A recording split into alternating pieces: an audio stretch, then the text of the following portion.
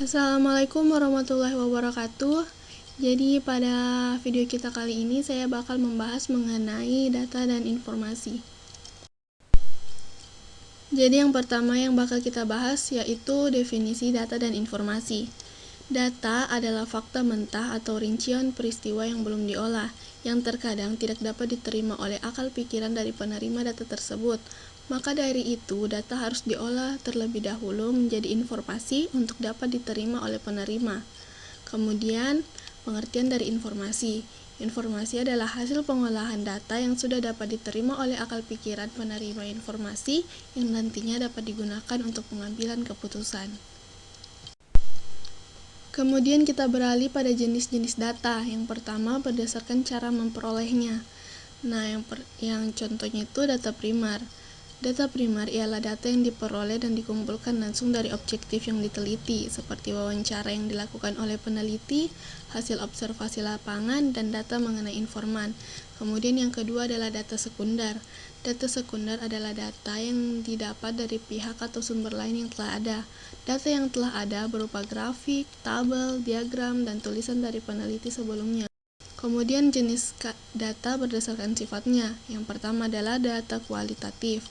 Data kualitatif adalah data yang dijelaskan dalam bentuk verbal, simbol, atau gambar, diperoleh melalui wawancara, kuesioner, observasi, studi literatur, dan lain-lainnya.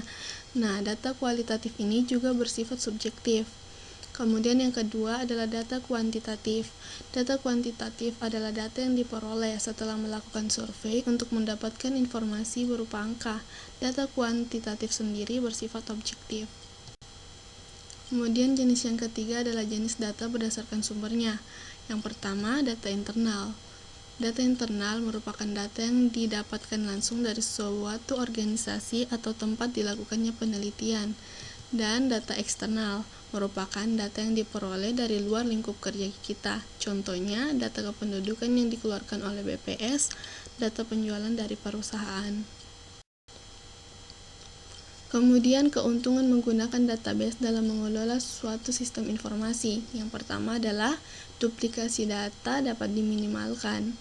Yang kedua, integritas data tinggi. Yang ketiga, independensi data. Yang keempat, konsistensi data tinggi. Yang kelima, dapat berbagi atau sharing data. Yang keenam, tingkat keamanan tinggi. Dan yang terakhir, mudahnya mendapatkan data. Kemudian data warehousing.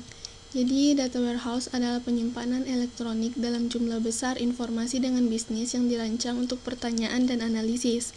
Cara kerja data warehouse ini berfungsi sebagai repositori utama, di mana informasi datang dari satu atau lebih sumber data. Data mengalir ke dalam gudang data. Misalnya, data didapat dari sistem transaksional dan database relasional lainnya, dan disimpan ke dalam gudang data. Setelah itu, data akan melalui fase pengolahan data, pengubahan, dan pencernaan, sehingga pengguna dapat mengakses data yang diolah dalam storage dengan menggunakan alat bantuan seperti business intelligence, SQL client, dan spreadsheet. Nah, data-data yang masuk dapat berupa data yang terstruktur, semi-terstruktur, dan tidak terstruktur. Kemudian kita bakal membahas mengenai sistem pengambilan keputusan atau Decision Support System. Nah, Decision Support System atau DSS ini merupakan suatu sistem yang menyediakan alat untuk user sehingga user dapat menganalisis dari suatu yang ada dan barulah membuat suatu keputusan.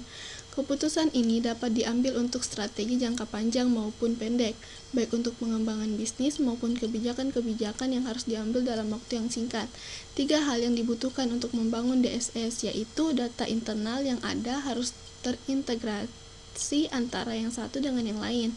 Kemudian data internal tersebut juga harus terintegrasi dengan data eksternal, dan data tersebut dapat diperoleh dalam arti tidak terjadi batasan.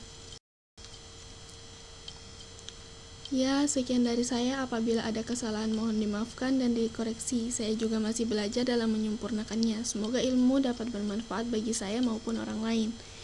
Dadah. Wassalamualaikum warahmatullahi wabarakatuh.